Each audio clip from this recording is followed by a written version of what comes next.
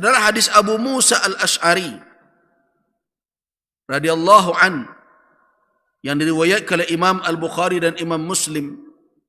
Apa kata Nabi sallallahu alaihi wasallam? A'zamun nasi ajran fi shalah, orang yang paling besar pahalanya dalam salat adalah ab'aduhum fa ab'aduhum. Jadi orang yang paling jauh mamsya perjalanannya. Jadi orang yang paling jauh perjalanannya, bukan memperjauh perjalanan, beda ya. Berarti jarak. Tapi kalau ada orang ingin nambah pahala, kemudian dia buat putar-putar dulu, baru dia ke masjid. Nah, itu mengakal-akali Tuhan namanya itu.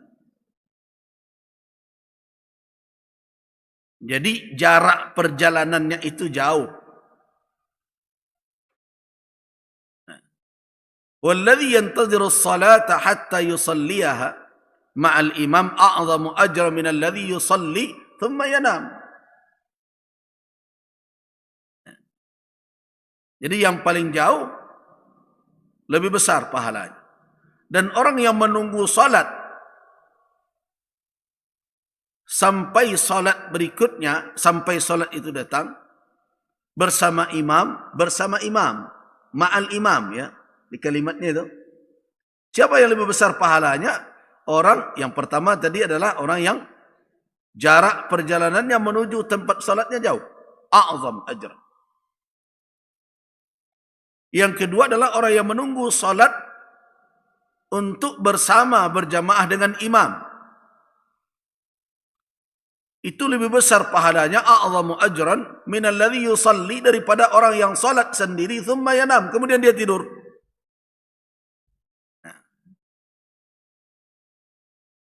Nah, ini kan menunjukkan bahwa antara orang salat berjamaah dengan orang yang salat munfarid, salat sendiri, berserikat mendapatkan pahala, cuma berbeda di dalam qadar.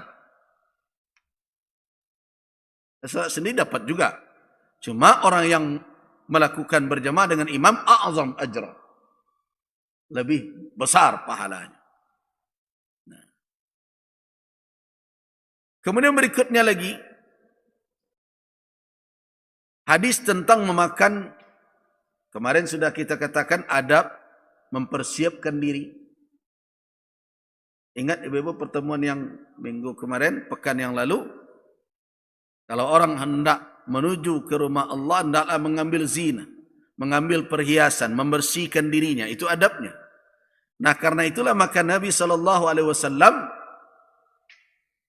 tidak mengizinkan orang yang memakan makanan yang baunya kariah, tidak disukai oleh orang banyak, untuk datang ke masjid melakukan salat. Terus di mana dia salat? Mau di rumah. Mau bagaimana lagi? Nah, jadi kalau perkara yang apa?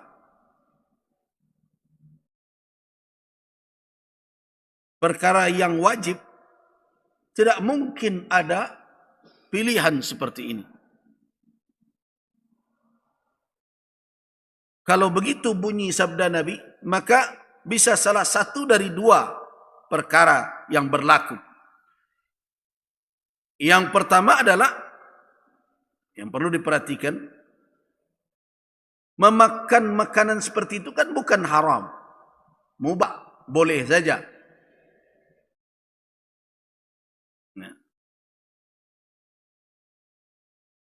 Kemudian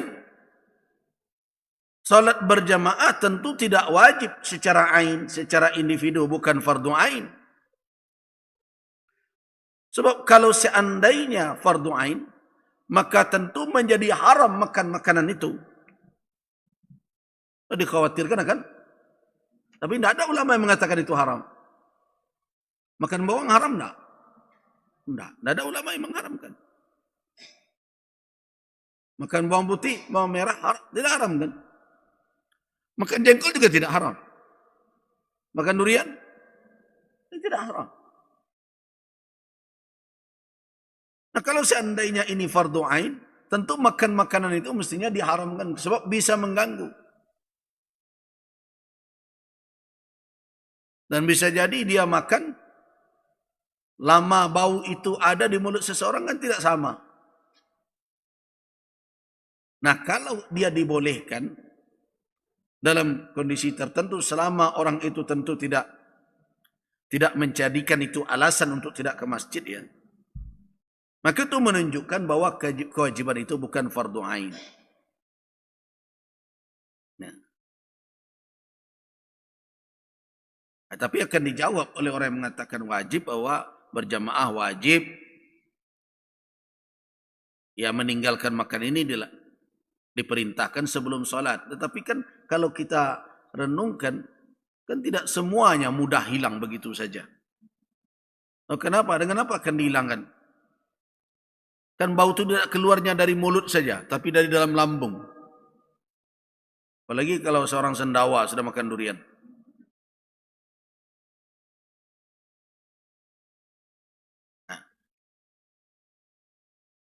Nah, terus dari dua pendapat itu, yang mengatakan wajib fardu ain, yang tidak mengatakan wajib, bagaimana hukum yang kuat yang menjadi rujukan? Yang pertama, secara individu, secara personal, ya, orang per orang, tidak ada dalil yang bisa kita pakai untuk menetapkan kewajiban secara fardu ain. Tidak ada dalil yang sampai ke tingkat itu. Jadi dalil-dalil peringatan Nabi SAW tadi cenderung adalah kepada inzaran, peringatan jangan sampai memandang enteng. Karena itu, saya termasuk yang sependapat dengan ulama yang mengatakan, itu jumhur ulama, bahwa salat berjamaah itu adalah sunnah muakkadah bagi setiap laki-laki. Dan tidak boleh ditinggalkan begitu saja atau dipandang enteng, apalagi dipandang enteng, ya, tidak boleh. Dan meninggalkannya harus memperhatikan uzur syar'i. Itu secara individu. Tetapi secara keseluruhan umat di negeri itu mendirikan salat berjamaah itu fardu kifayah, bukan sunnah muakkadah. Secara umum atau secara bersama, kalau seandainya di suatu negeri tersebut tidak didirikan salat berjamaah oleh siapapun di situ, padahal mereka sudah memenuhi syarat di situ untuk berjamaah, maka seluruh yang berkewajiban, ya, untuk melakukan fardu kifayah itu, ya, berdosa jadinya. Jadi secara umum, secara bersama dia adalah fardu kifayah. Secara pribadi dia menjadi apa? Sunnah muakkadah.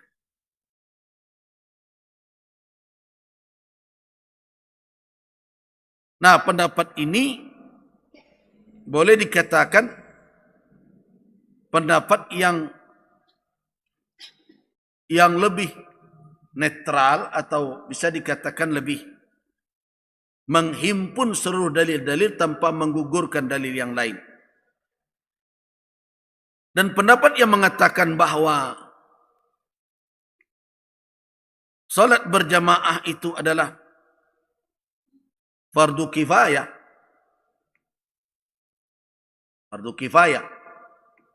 secara bersama, adalah pendapat Al-Imam Asy-Syafi'i rahimahullah.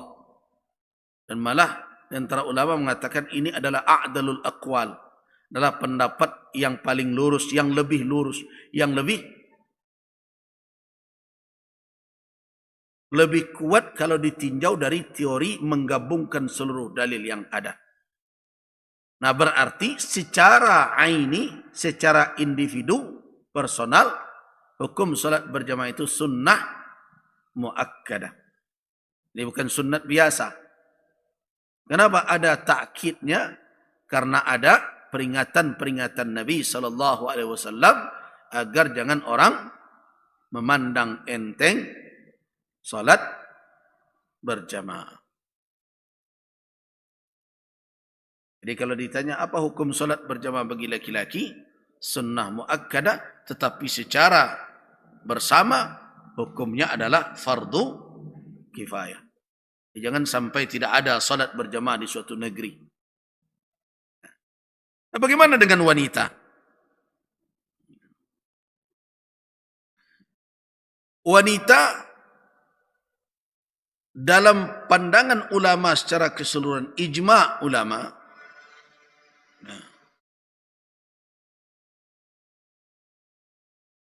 wanita tidak diwajibkan dan tidak ditegaskan pelaksanaan salat berjamaah atas wanita sebagaimana dibebankan kepada laki-laki. Itu ijma' itu. Jadi bapak-bapak harus memahami ini. Kalau azan berkumandang, dah ibu dan disuruh ada ke masjid. Awak dan barangke. Kadang-kadang kan hendak. Pak-pak ko ada sekerejo. Tiba rumah. Azan tu apa dalam masjid lain. Nah ini sinan. Duduk aja lain.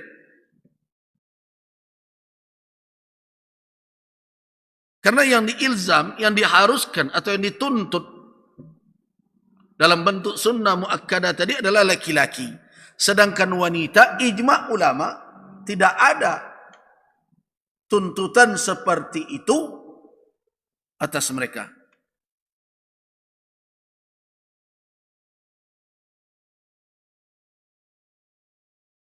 Namun menurut jumhur ulama, wanita disyariatkan. Walaupun nanti hukumnya tidak seperti laki-laki.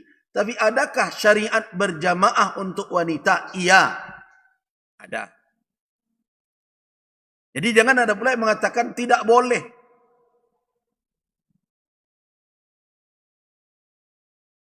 Nah itu berlebihan itu.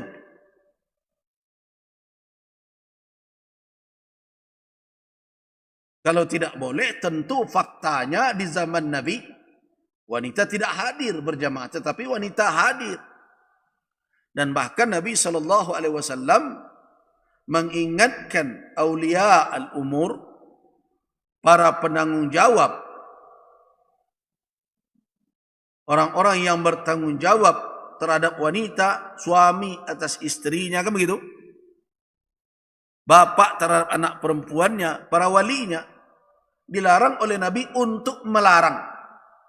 Dilarang untuk melarang wanita hadir ke masjid.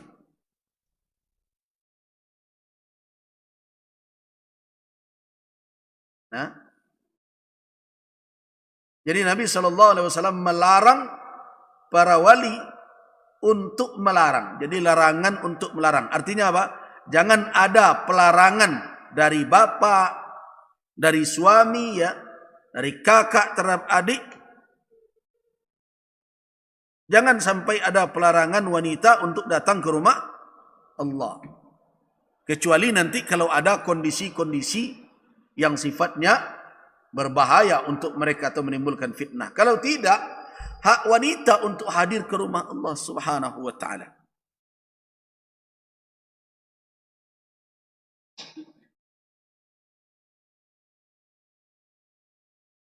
Yang anehnya sekarang adalah dapat kaji tentang salat, wanita tidak perlu di masjid. Nah, dia cenderung berat hatinya istrinya untuk datang ke masjid. Padahal itu hanya salat berjamaah. Tapi istrinya minta izin ke pasar, payahlah. Kalau lupa ke pasar, alunnya ke pasar lain. Itu tidak istiqamah, tidak lurus di dalam bersikap. Payah masjid, dalam hati. Payah ke pasar,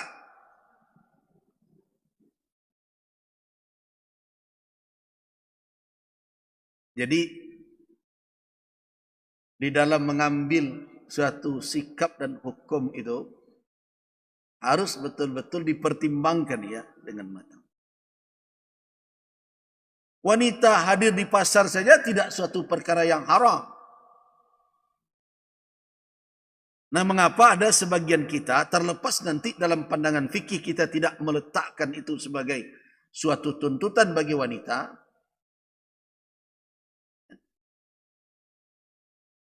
Wanita berada di pasar kan tidak haram. Karena di zaman Nabi wanita ke pasar juga.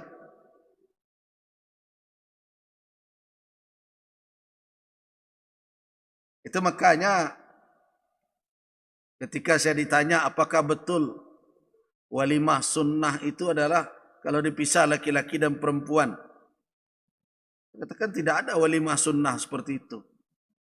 Karena keberadaan wanita di tengah orang banyak itu tidak otomatis dikatakan ikhtilat. Itu tidak bercampur baur namanya. Lagi dia hadir dengan suaminya, dengan mahramnya. Ya kan tercalik ada orang. Ya masalahnya kalau lain tercalik. Dan tak boleh kan bercalik-caliknya. Karena itulah makanya disuruh ditutup. Diminta wanita menutup aurat. Dan dituntut laki-laki untuk menundukkan pandangan mata. Itu tandanya bisa calik-mencalik itu. Kalau tidak ada arti perintah itu. Kalau tidak kababau, artinya kalau tidak hadir dalam satu majlis, apa gunanya diperintah tundukkan pandangan? Tak jodohnya ke dicalik, kan? Nunduk-nunduk. Tutup aurat, ulurkan jilbab. Kan begitu perintah dalam Al-Quran? Pertanda apa? Ada laki-laki lain. Itu menunjukkan apa? Bahwa laki-laki dan wanita itu kalau berada di dalam suatu majlis tidak otomatis majlis itu disebut ini ikhtilat, bercampur ini. Tidak.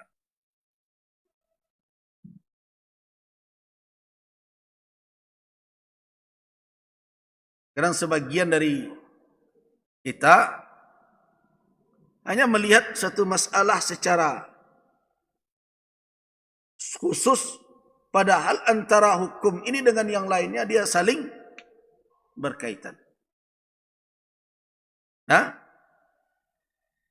jadi untuk wanita, ijma' ulama, berdasarkan ijma' para ulama, bahwa tidak wajib atas mereka.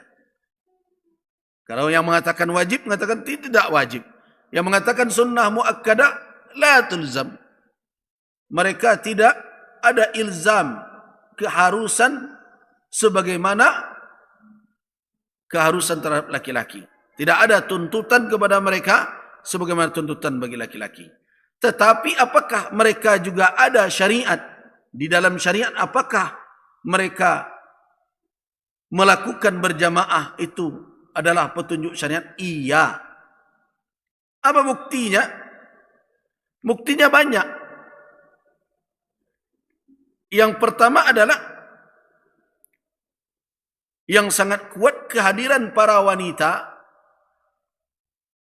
melakukan salat berjamaah bersama Nabi SAW. Itu menunjukkan bahwa berjamaah juga syariat yang meliputi perempuan. Artinya apa? Kalau ada wanita yang memilih untuk berjamaah di masjid, ibadah salat mereka sah dan mereka mendapat pahala di sisi Allah Subhanahu wa taala. Dan mereka tidak melakukan perbuatan yang melanggar dengan salat di rumah Allah itu. Itu harus ditegaskan lebih dahulu. Jadi kehadiran mereka salat berjamaah itu bukanlah suatu pelanggaran terhadap syariat. Itu adalah amalan dari syariat. Ya kan ada yang mengatakan kan hadisnya afdal di rumah. Urusan afdal nanti persoalannya. Sekarang persoalan masyru'. Apakah kehadiran wanita di masjid itu adalah amal yang disyariatkan? Iya.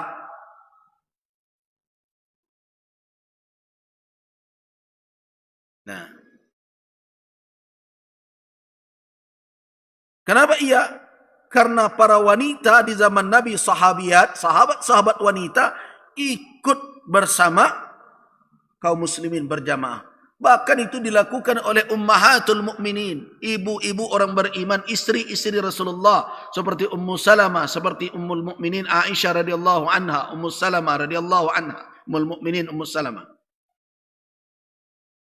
Nah, dan tidak ada satu pun kalimat keluar dari Nabi pelarangan terhadap wanita datang ke rumah Allah. Kan tidak ada. Maka yang keluar dari Nabi apa? Larangan untuk siapa? Bukan untuk wanita datang ke rumah Allah. Larangan bagi yang bertanggung jawab atas wanita untuk melarang. Jangan larang-larangnya. Gitu.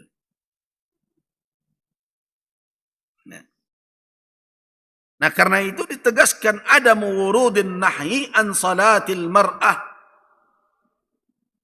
Jadi tidak ada larangan dari Nabi untuk wanita melakukan salat berjamaah.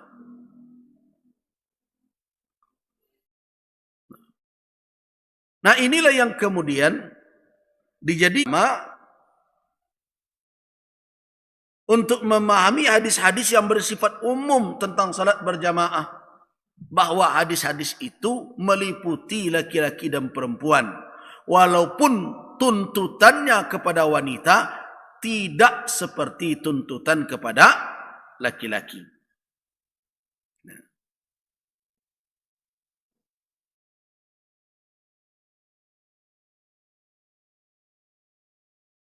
Jadi karena itu tidak boleh kita katakan bahwa wanita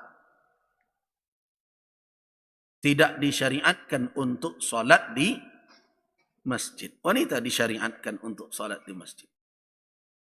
Nah, terus bagaimana memahami hadis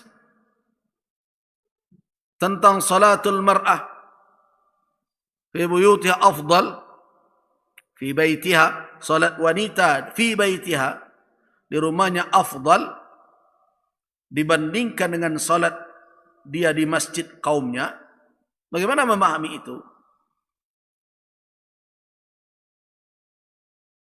Memahaminya adalah bahwa wanita tidak diberikan tidak diberikan beban untuk datang ke masjid seperti laki-laki. Itu pertama. Terus yang kedua, wanita dengan kondisinya yang terkadang berhadapan dengan berbagai keadaan untuk menjalankan kewajibannya yang lain, tidak diberikan kesulitan sehingga beban untuk datang berjamaah itu tidak membuat dia berada dalam kesulitan atau kerumitan masyaqqah. Kemudian yang ketiga, afdaliyah tentang salat tidak menafikan kewajiban-kewajiban lain bagi wanita seperti menuntut ilmu dan sebagainya. Jadi kalau dia hadir di rumah Allah karena di situ dia bisa mendapatkan ilmu, bukankah menuntut ilmu itu faridah, kewajiban untuk laki-laki dan perempuan? Maka dari satu sisi mungkin dia mengambil yang tidak afdal, tetapi di sisi lain dia bisa menjalankan tugas kewajibannya pula, yaitu menuntut ilmu. Jadi karena itu memahami hadis afdaliyah itu tidak berarti kita sampai menetapkan wanita tidak boleh hadir ke rumah Allah Subhanahu wa taala. Apalagi kalau hukum salat berjamaah bagi laki-laki dan perempuan. Berikut